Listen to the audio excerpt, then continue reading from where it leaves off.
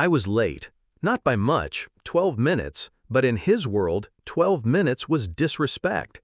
His text still glowed on my phone. Be on time. Non-negotiable. Yet on the way, I stopped. A man hunched on the curb, shaking in clothes that had given up long ago. My lunch sat untouched in the passenger seat.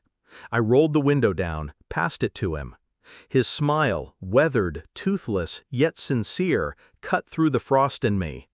For a second, I felt human, warm, more alive than I ever felt around that family's marble halls. But the warmth vanished when I stepped inside the mansion. The dining table stretched like a runway, all silver and crystal. At the head, beneath the dripping chandelier, sat a man who wasn't supposed to be there. He looked up, the same eyes, the same grateful smile, the homeless man I'd just fed, and my stomach dropped. I met Claire 2 years earlier. She walked into my life like she already belonged, her laugh reckless, her touch deliberate. For the first time, I thought love might not be a trick of survival. I was wrong. Her father hated me from the beginning, a self-made millionaire who mistook cruelty for discipline. He measured men by punctuality, posture, the firmness of a handshake. I wasn't his mold. Too soft-spoken, too thoughtful, too unwilling to bow. Still, I tried. I dressed in suits that didn't feel like mine. I learned his rituals, his wine, his silence at dinner. I believed if I endured long enough, he'd respect me. Instead, he destroyed me. The betrayal came quiet. First, late-night whispers from Claire's phone she wouldn't explain. Then, the perfume that lingered on her skin, not mine. I asked once, she laughed it off. Then one night, her laptop pinged while she showered. I shouldn't have looked. I did. An email from him, her father. Not fatherly, not businesslike, intimate, entitled. A man speaking not to a daughter, but to a lover. My chest hollowed, but my face stayed still. Rage begged me to scream, to confront, but rage is loud. Loud men lose. I shut the laptop, wiped the fingerprints. When she came out wrapped in steam, I kissed her forehead. I said nothing. That was the night I stopped being her fiancé. I became her executioner. I studied them for weeks. How often she went to the mansion. How his driver's car idled outside her place on nights she claimed girls' night. Every puzzle piece fell into place. But vengeance doesn't come from fists. It comes from patience. From turning their secrets into shackles. He preached punctuality, precision, control. I would use his own rules to bury him.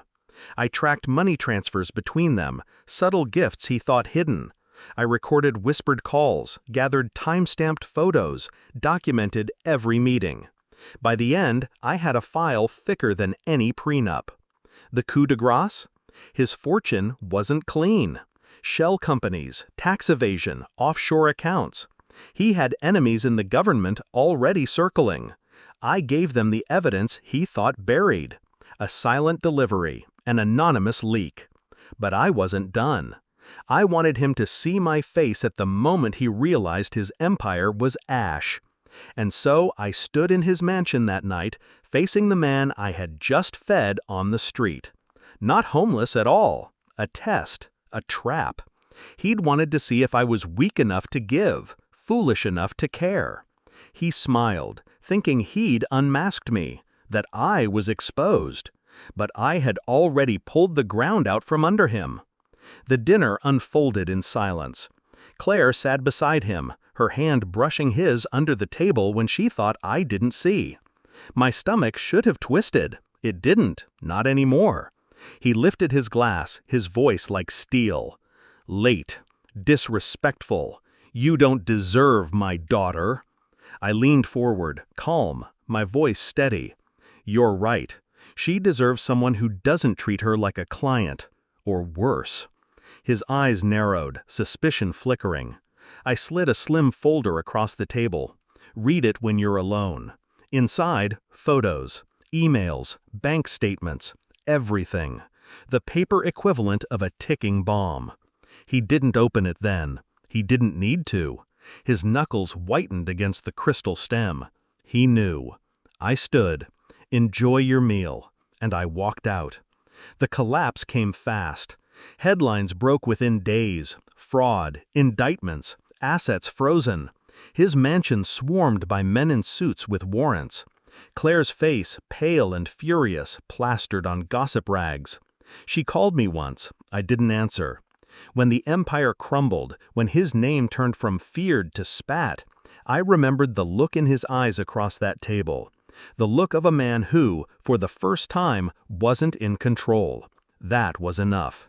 Now, when I drive past the corner where he once tested me, I think of the smile of the real homeless man, the one I fed weeks later, when the storm had passed. His gratitude was pure, not staged. And I realize that kindness and vengeance aren't opposites. They're the same blade, sharpened differently. I gave him 12 minutes of lateness, a meal to a stranger, and in return, I stole his kingdom.